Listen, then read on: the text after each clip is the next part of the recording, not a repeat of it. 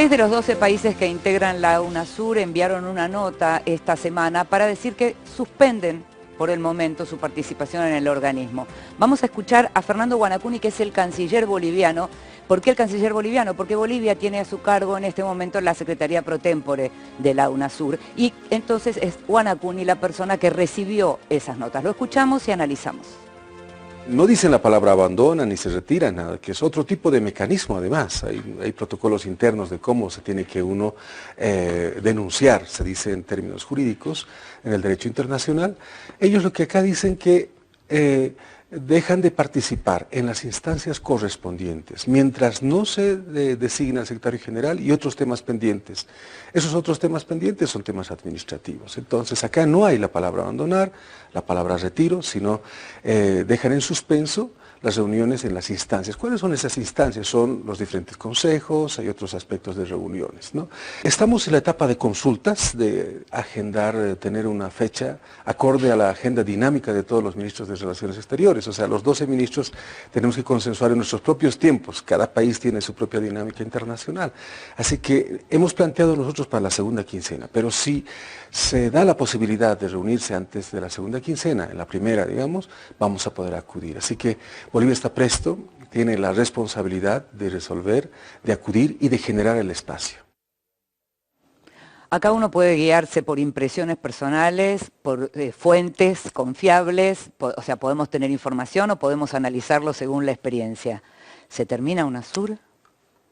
Es la gran duda después de esto. La pregunta también es, ¿cuál es la utilidad de UNASUR? En su momento, cuando se crea más por afinidad de gobiernos que por necesidades de estados.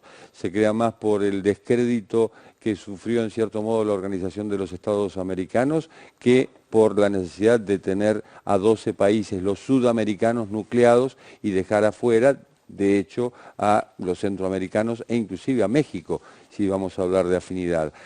Termina la afinidad ideológica de los gobiernos y entonces UNASUR no tiene secretario general. Ernesto Samper, quien fue presidente de Colombia, fue el último, si no me equivoco. Luego no se pusieron de acuerdo para nombrar otro.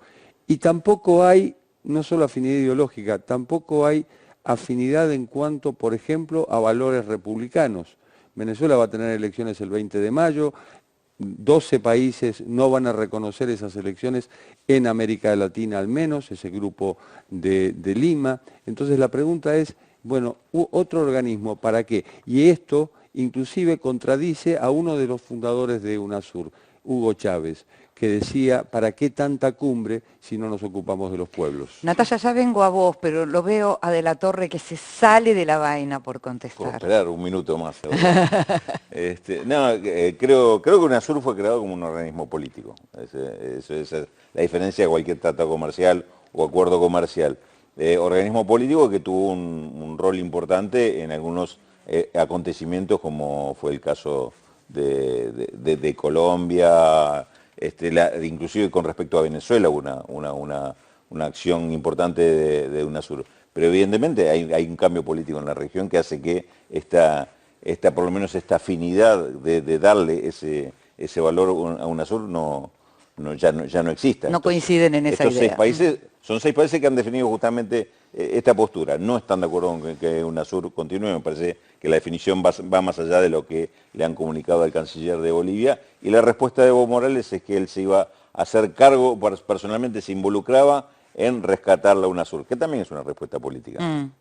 Me parece que ahí es donde está la disputa. Es un momento distinto hoy en Sudamérica y esta necesidad que tenía la región en un momento que se planteaba la necesidad de tener una unidad y un criterio propio, no dependía, era también una respuesta de la OEA el tema de UNASUR. Es decir, creamos un organismo diferente, autónomo, sin Estados Unidos, fundamentalmente. Hoy la postura es otra. Me parece que la discusión pasa por ahí, más allá de que aparece toda la cuestión de la elección de la nueva titularidad. Esto es solo una cuestión de ir, digamos, de no estar de acuerdo con esa especie de autogestión voy que a era tener la una UNASUR. posición intermedia entre los muchachos.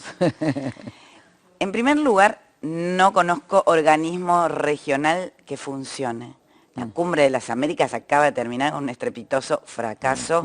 Estados Unidos nunca pudo imponer el ALCA o consensuar, depende del punto de vista, podemos negociar, podemos hablar de manera casi pragmática de algo que verdaderamente ha sido un fracaso.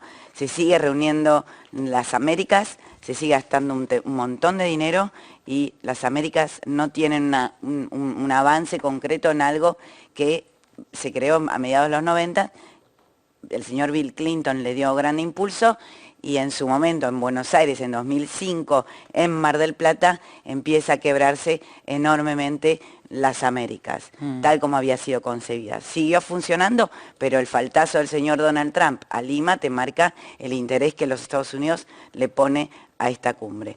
Ahora, bien, UNASUR. UNASUR fue también una idea de un Lula da Silva muy fuerte en su momento para tener un liderazgo regional sin los Estados Unidos en su momento. Contó con un respaldo de su amigo Eduardo Duhalde y Néstor Kirchner, que no quería saber nada con ese liderazgo brasilero, termina no solo aceptándolo, sino siendo su primer secretario general hasta su muerte.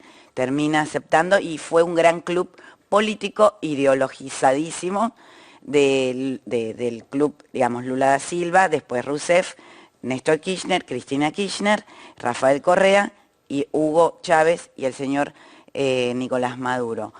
En su momento funcionaba relativamente. ¿Funcionaba para qué? Funcionó para decir que policías intentaban darle un golpe de Estado a Rafael Correa.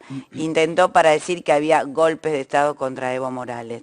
Y funcionó, sí, muy bien para calmar las aguas en una gran pelea que hubo entre Colombia y Ecuador en ese momento, donde como había un grado de amistad y un grado de pacífico enorme de la región, bajó las aguas en ese momento donde la incursión en territorio ecuatoriano en su momento, de fuerzas, digamos, ha tenido momentos de esplendor, ha tenido luces y sombras, pero ha sido muy cara. El edificio en Quito que le dieron a Ecuador costó 43 millones de dólares, siendo que todavía ni siquiera estaba aceitada este mecanismo regional.